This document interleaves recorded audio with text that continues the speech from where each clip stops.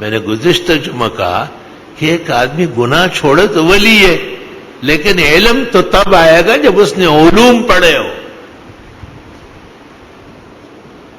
وہ تو ٹوکے پوکے کے ساتھ کوئی عالم دین نہیں بنتا ہے، اس کو ہنساؤ اس کو اور رلاؤ، اس سے کیا ہوگا؟ اصل مسئلہ بتاؤ. وہ ایک عدالت میں مسجد کا جھگڑا چل رہا تھا، اتفاق سے دونوں طرفین جو تھے بڑی بڑی داڑیاں، اور وہ جو مخالفین تھے غیر عالم، ان کی شیروانیاں بھی ہوتی تھی اور بڑے بٹن لگے ہوتے تھے ٹر فر سے، اور وہ دوسرے بڑے عالم اونچے ادارے کے وہ عاجزانہ طریقے سے ایسے ہی جاتے آتے تھے. تو جج نے 2-3 موقعوں پر کہا کہ آپ علماء ہیں دونوں طرف. خالد اسحاق ایڈوکیٹ وکیل تھا، اللہ مغفرت فرمائے، مجھے فون کیا اس نے، کہا یہ تماشا دیکھو ذرا، یہ جج تو کہہ رہے ہیں دونوں علماء ہیں، اس کا کیا ہوگا؟ خالد اسحاق ایشیا کا قابل ترین قانون دان تھا، 90% ججز ان کے شاگرد تھے. اس کو دیکھتے ہی پوچھتے ہیں سر کیا لکھوں؟ اور میں گیا تھا ایک کیس میں ان کی خدمت میں، اور میں نے کہا آپ کو جانا ہے؟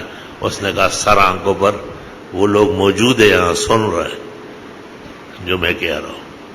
میں نے کہا آپ کو صبح جانا ہے؟ اس نے کہا بالکل. بہت تابعدار علماء دین کا. تو میں نے اس کو ایک آسان سا سوال بتایا